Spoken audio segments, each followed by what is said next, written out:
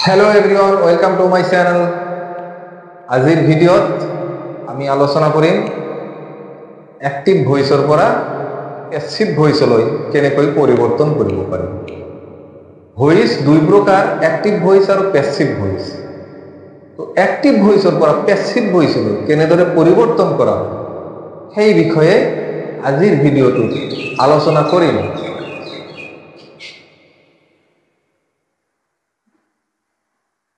Voice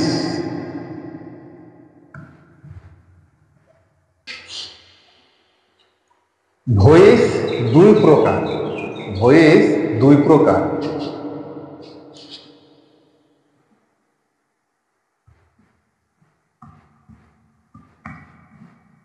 active voice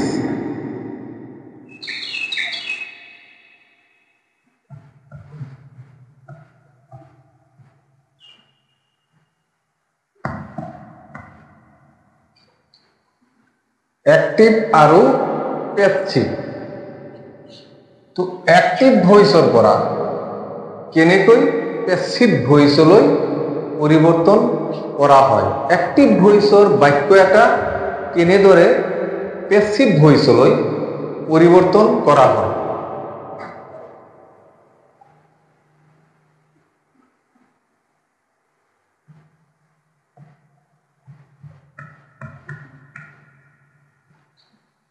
We eat rice.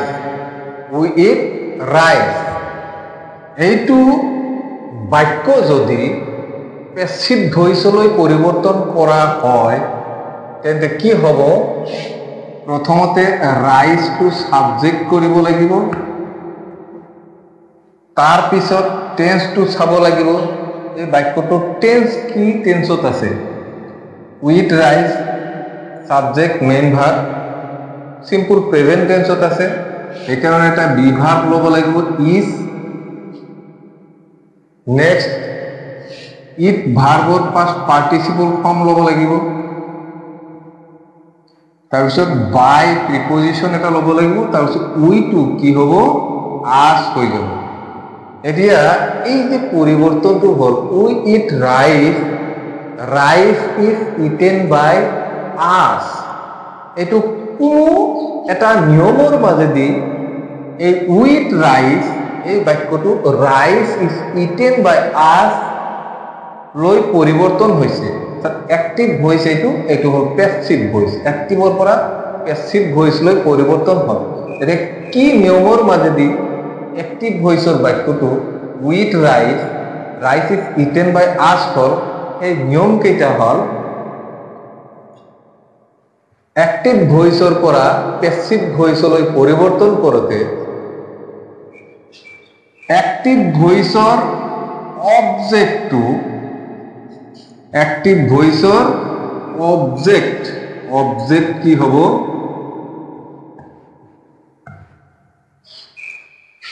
Passive भॉइसर subject हबो।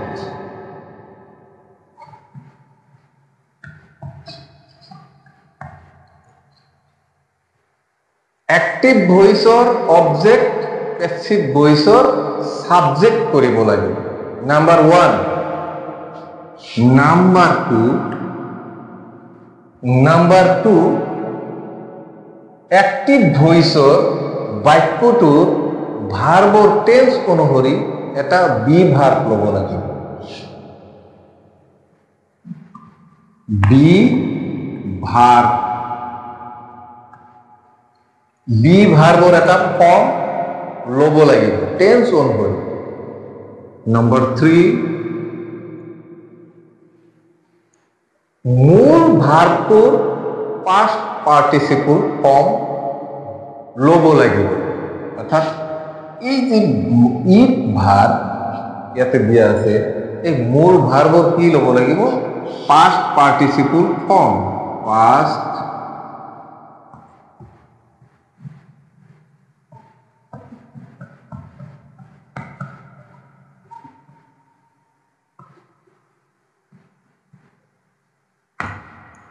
Number 4 এটা appropriate preposition লব লাগিব।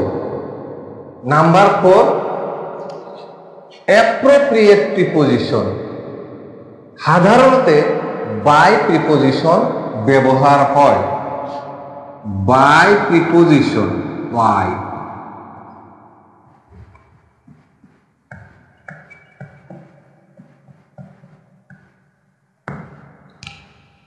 বেশিরভাগ বাক্য অ্যাক্টিভৰ পৰা পেছিভলৈ পৰিৱৰ্তন কৰোঁতে বেছিভাগ ভাৰ্বৰ ক্ষেত্ৰত বাই প্ৰিপজিশ্যনটো ব্যৱহাৰ হয়। কেতিয়াবা ভাৰ্ব অনুসৰি এই প্ৰিপজিশ্যনটো পৰিৱৰ্তন হ'ব পাৰে। যেনেদৰে নো ভাৰ্ব, যদি বাক্যটোৰ মূল ভাৰ্বটো আছে নো, তেতিয়া প্ৰিপজিশ্যনটো আহিব টু। যেনেকুৱা প্লিজ, ডিছপ্লিজ এইবিলাকৰ ক্ষেত্ৰত আহিব উইথ, এটো হ'ব পাৰে। গতিকে বেছিভাগ ভাৰ্বৰ ক্ষেত্ৰত বাই প্ৰিপজিশ্যনটো ব্যৱহাৰ হয়। নাম্বাৰ 5 এক্টিভ ভইচৰ সাবজেক্টটো পেছিভ ভইচৰ অবজেক্ট হয়। অৰ্থাৎ এক্টিভ ভইচৰ সাবজেক্ট কি হ'ব? পেছিভ ভইচৰ অবজেক্ট লৈ পৰিৱৰ্তন হ'ব। বেসিক্যালি এই 5টা সাধাৰণ নিয়মৰ মাজেদি, এই 5টা প্ৰাথমিক নিয়মৰ মাজেদি এক্টিভ ভইচৰ পৰা পেছিভ ভইচলৈ ৰূপান্তৰ হয়। অৰ্থাৎ এক্টিভ ভইচৰ কোনো এটা বাক্য পেছিভ ভইচলৈ পৰিৱৰ্তন কৰিবলৈ হ'লে এই 5টা বেসিক ৰুল, এই 5টা নিয়মৰ মাজেদি এক্টিভ ভইচৰ বাক্য এটা পেছিভ ভইচলৈ পৰিৱৰ্তন কৰা হয়। এট ফাৰ্ষ্ট এক্টিভ ভইচৰ অবজেক্টটো পেছিভ ভইচৰ বাক্যটো সাবজেক্ট হয়। তাৰপিছত বাক্যটো এক্টিভ ভইচৰ বাক্যটো ভাৰ্ব যিটো আছে সেই ভাৰ্বৰ টেন্স অনুসৰি এটা বি ভাৰ্বৰ ফৰ্ম ল'ব লাগে। নাম্বাৰ 3 মূল ভাৰ্বটোৰ পাষ্ট পাৰ্টিচিপল ফৰ্ম ল'ব লাগে। অৰ্থাৎ এক্টিভ ভইচত যিটো ভাৰ্ব আছে সেই ভাৰ্বটোৰ, সেই মূল ভাৰ্বটোৰ এক্টিভ ভইচত যিটো মূল ভাৰ্ব আছে সেই ভাৰ্বটোৰ পাষ্ট পাৰ্টিচিপল ফৰ্ম ল'বই লাগিব। নাম্বাৰ 4 বাই প্ৰিপজিশ্যন। বেছি সংখ্যক ভাৰ্বৰ ক্ষেত্ৰত বাই প্ৰিপজিশ্যনে ব্যৱহাৰ হয়। অৰ্থাৎ এক্টিভ ভইচৰ পৰা পেছিভ ভইচলৈ পৰিৱৰ্তন কৰোঁতে 4 নম্বৰ নিয়ম অনুসৰি এক্টিভ ভইচৰ পৰা পেছিভ ভইচলৈ পৰিৱৰ্তন কৰোঁতে বাই প্ৰিপজিশ্যন ব্যৱহাৰ কৰিব লাগে। 5 নম্বৰ নিয়ম হ'ল এক্টিভ ভইচৰ সাবজেক্টটো পেছিভ ভইচৰ অবজেক্ট হিচাপে ব্যৱহাৰ হয়। এক্টিভ ভইচৰ সাবজেক্টটো যেতিয়া আই থাকে, আই থাকিলে কি হ'ব? এইটো মি হ'ব। যেতিয়া উই থাকিব, এক্টিভ ভইচৰ সাবজেক্টটো যেতিয়া উই হ'ব তেতিয়া পেছিভ ভইচত আছ হৈ যাব। এক্টিভ ভইচত যেতিয়া হি থাকিব, হি কি হ'ব? হিম হৈ যাব। এক্টিভ ভইচৰ সাবজেক্টটো সি হ'লে এই প্ৰনাউনটো কি হ'ব? হার হ'ব। দে যেতিয়া হ'ব এতিয়া এই সাবজেক্টটো তেতিয়া পেছিভ ভইচৰ অবজেক্ট হ'ব কি? দেম। অৰ্থাৎ এই সাবজেক্টবোৰ এক্টিভ ভইচৰ বাক্যটোৰ সাবজেক্ট যদি এই প্রোনাউন বিলাক হয় তেন্তে আই অবজেক্ট হৈ পেছিভ ভইচত অবজেক্ট হলে কি হ'ব? মি হ'ব। উই পেছিভ ভইচত আস হৈ যাব অবজেক্ট। হি এক্টিভ ভইচৰ সাবজেক্টটো যদি হি হয় পেছিভ ভইচত অবজেক্ট ৰূপে হিম হ'ব। সি হাৰ হৈ যাব। দে দেম হৈ যাব। এতিয়া এই এক্টিভ ভইচৰ পৰা পেছিভ ভইচলৈ পৰিৱৰ্তন কৰোঁতে বিভিন্ন টেন্স অনুসৰি বিভাৰ্ববোৰ কেনেদৰে পৰিৱৰ্তন হয়। অৰ্থাৎ এক্টিভ ভইচত বাক্য এটা এক্টিভ ভইচৰ বাক্য এটা পেসিভ ভইচলৈ পৰিৱৰ্তন কৰোঁতে বি ভাৰ্ববোৰ কেনেদৰে ব্যৱহাৰ হয়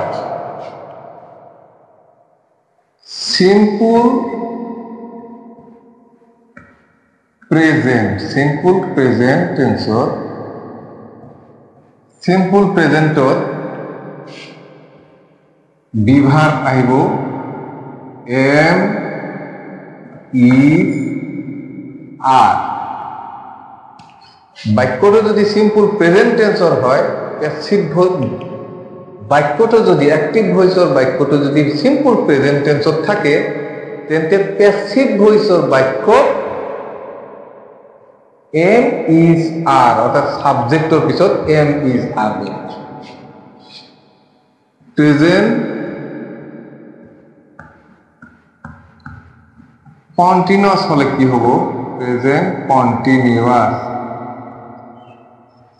am is are লগত being to লগাই দিব লাগিব am is are being am is are being present পারফেক্টত কি হব প্রেজেন্ট পারফেক্টত হব have public have been এতে been লিখিব past indefinite মানে simple present simple past past indefinite হলে কি হবো বি ভার্ব লব লাগিব was were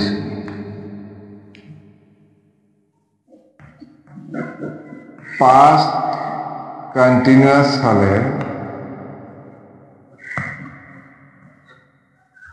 was were কি লব লাগিব being past continuous হলে was were being past perfect কি হব have been past perfect হলে had been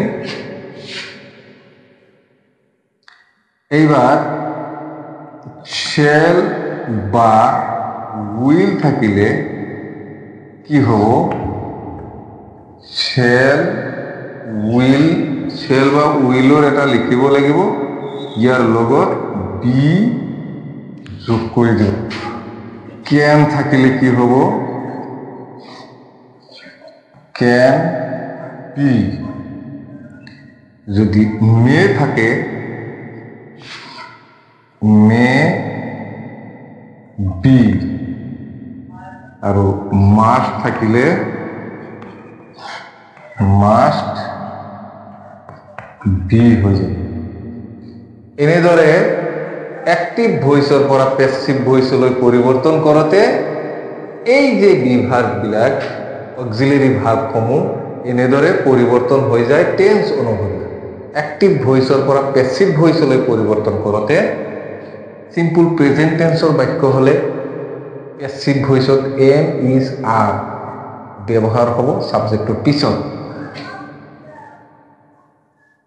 সিম্পল প্রেজেন্ট টেন্সত মূল ভার্ব থাকে অর্থাৎ এতে ভার্ব ওয়ান থাকে ভার্ব ওয়ান থাকিলে am is are লব লাগে প্রেজেন্ট কন্টিনিউয়াসত am is are থাকে এই am is are বহুৱাই তাৰ পিছত being লগাই দিব লাগে প্রেজেন্ট পারফেক্ট টেন্সত have has থাকে have has been হয় প্যাসিভ ভয়েসত পাস্ট ইনডেফিনিট টেন্সত এতে পাস্ট ইনডেফিনিট টেন্সত কি হয় পাস্ট ইনডেফিনিট টেন্সত ভার্বটো থাকে গতিকে ভার্বটো থাকিলে was were হ'ব লাগিব পাস্ট কন্টিনিউয়াসত was were থাকেয়ে was were বহুৱাই পাস্ট কন্টিনিউয়াস টেন্সত was were থাকে was were পিছত being ল'ব লাগিব past perfectত had থাকে আৰু had টো বহাই headৰ পিছত being লগাব লাগে আৰু shall বা will থাকিলে shall হ'ব পাৰে subject অনুসৰি shall হ'ব পাৰে will হ'ব পাৰে তাৰ লগত be লগাই দিব আৰু can থাকিলে ডাইৰেক্ট can be may থাকিলে maybe must থাকিলে must be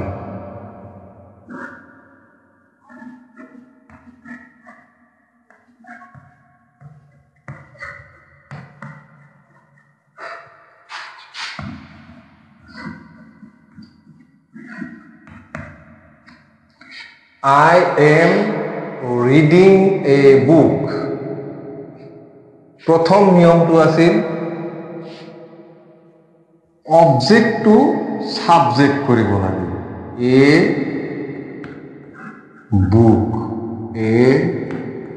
বুক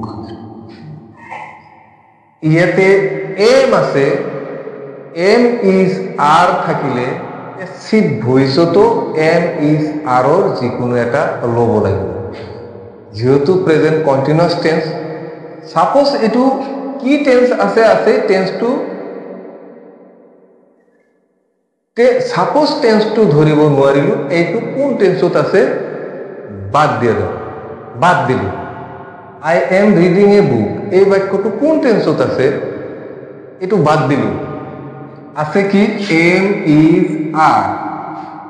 ইজ আর থাকিলে কি হ'ব am is are being automatically am is are present continuous টেন্সতে ব্যবহার হয় তো এ বুকৰ লগত এম নহব কি হ'ব এম ইজ আর ইজ হে ব্যবহার হ'ব এটা third person singular number a book is am is are কি ল'ব লাগিব being a book is being object to subject কৰিলো বি ভাৰ্বৰ ফৰ্ম ব্যৱহাৰ হল 3 নম্বৰ নিয়ম আছিল অ্যাক্টিভ ভয়েসত থকা মূল ভাৰ্বৰ পাস্ট পাৰ্টিসিপল ফৰ্ম ব্যৱহাৰ হয় ৰিডৰ পাস্ট পার্টিসিপল ফর্ম হল রিড read কি হ'ব read a book is being read I me হৈ যাব তাৰ আগত by I to me হৈ যাব গতিকে a book is being read by me এতিয়া children like chocolate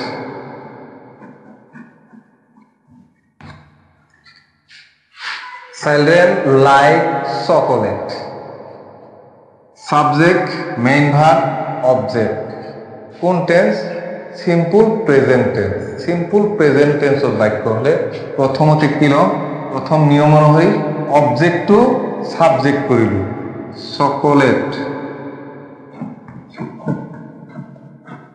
চকলেটস এতিয়া বি ভাৰ্ব ব্যৱহাৰ কৰিব লাগিব বি ভাৰ্বৰ ফৰ্ম যেহেতু সিম্পল প্ৰেজেন্ট টেন্সৰ এই বাক্য গতিকে এম ইজ আর এতে কি আছে সাবজেক্ট চকলেটস এটো প্লুরাল নাম্বার আছে যার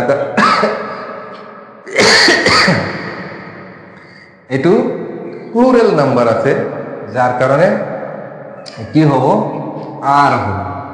আর লিখিলু চকলেটস আর মূল ভাগটো আছে লাইকৰ পাস্ট পার্টিসিপল ফর্ম কি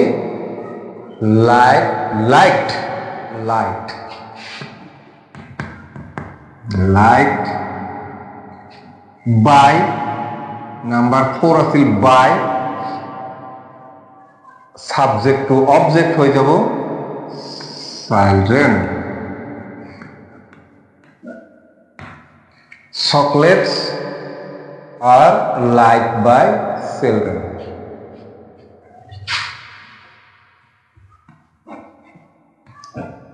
the hunter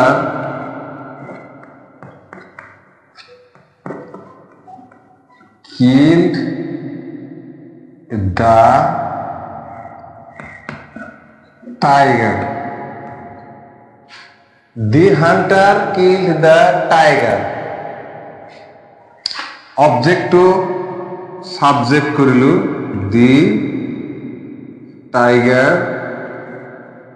the tiger subject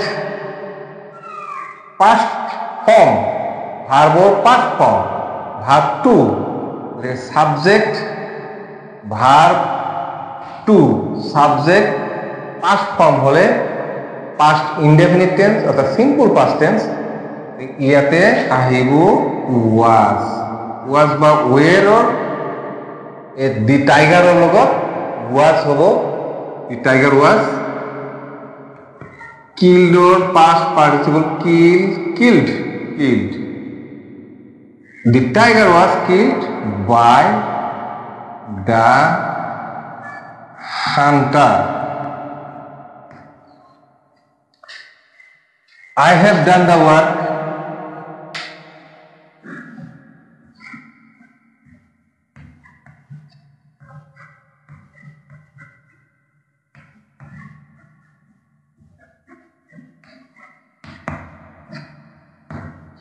I have done the work. The work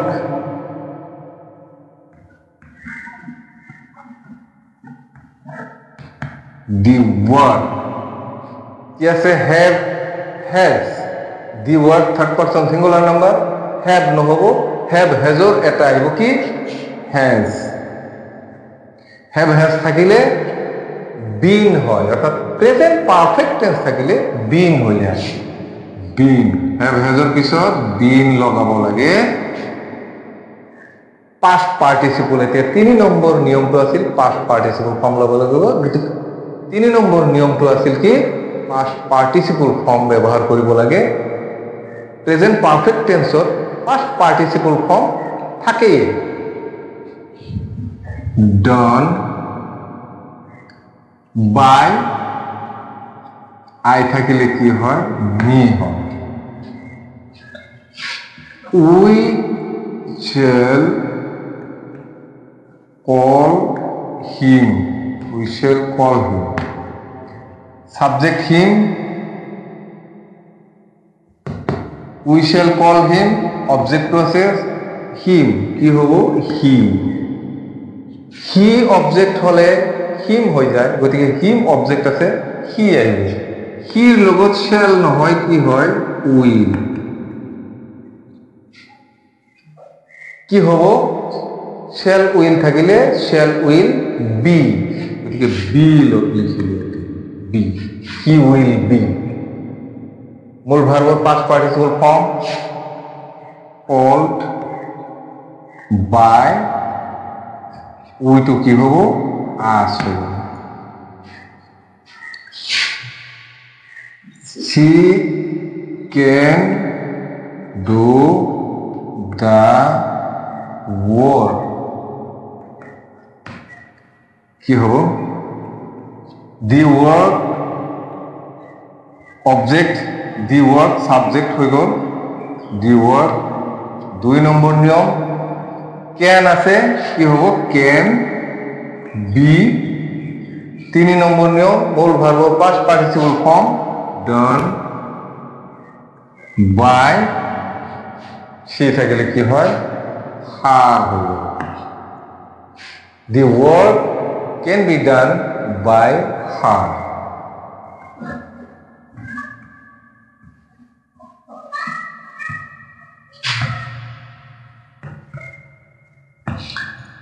I know him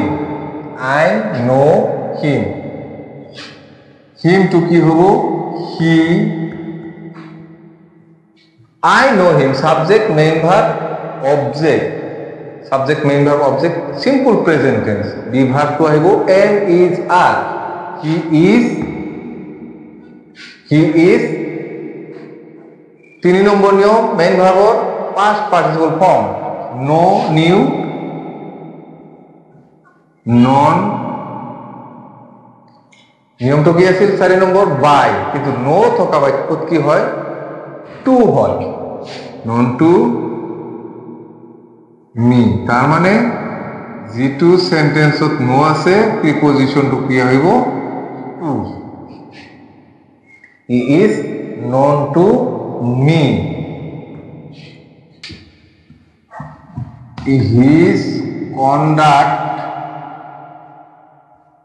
his conduct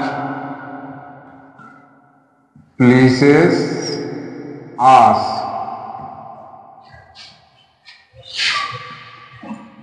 যেহেতু his conduct subject pleases pleaser পৰা s যোগ হৈছে থাৰ্ড পাৰসন সিঙ্গুলাৰ নাম্বাৰৰ কাৰণে ভাৰ্বৰ লগত s হৈছে গতিকে simple present tense be verb আহিব am is are we are pleaser past participle form we are pleased please থাকিলে কি হয় at ব্যবহার হয় at his conduct we are pleased at his conduct আজিৰ ভিডিওত আলোচনা কৰিলো অ্যাক্টিভ ভয়েসৰ পৰা প্যাসিভ ভয়েসলৈ পৰিৱৰ্তন কৰোতে কেইবাটাও নিয়ম ফলো কৰা হয় নিয়ম কেইটা আছিল অ্যাক্টিভ ভয়েসৰ অবজেক্টটো প্যাসিভ ভয়েসৰ সাবজেক্ট কৰিব লাগে 2 নম্বৰ নিয়ম অ্যাক্টিভ ভয়েসৰ বাক্যটো টেন্স অনুসৰি এটা বি ভাৰ্বৰ ফৰ্ম ল'ব লাগে 3 নম্বৰ মূল ভাৰ্বৰ পাস্ট পাৰ্টিসিপল ফৰ্ম ল'ব লাগে 4 নম্বৰ বাই প্ৰিপজিশন ল'ব লাগে কেতিয়াবা ভাৰ্ব অনুসৰি প্ৰিপজিশন বেলেগ বেলেগ হ'ব পাৰে অৰ্থাৎ বাইৰ হলনি এট উইথ টু আদি প্ৰিপজিশন ব্যৱহাৰ হয় আৰু হেকত অ্যাক্টিভ ভয়েসৰ সাবজেক্টটো প্যাসিভ ভয়েসৰ অবজেক্ট হিচাপে ব্যৱহাৰ হয় গতিকে আজিৰ ভিডিওটো এইখিনিতে শেষ কৰিছো নেক্সট ভিডিওত পৰৱৰ্তী অংশ ভয়েসৰ পৰৱৰ্তী অংশৰ বিষয়ে আলোচনা কৰিম ভিডিওটো ভাল লাগিলে যিসকলে ইউটিউবত চাই আছে চেনেলটো সাবস্ক্ৰাইব কৰিব আৰু যিসকলে ফেসবুক পেজত চাই আছে অনুগ্ৰহ কৰি পেজটো ফলো কৰিব লগতে লাইক কমেন্ট আৰু শেয়াৰ কৰিব গতিকে আজিলৈ ইমানতে শেষ কৰিছো গুড বাই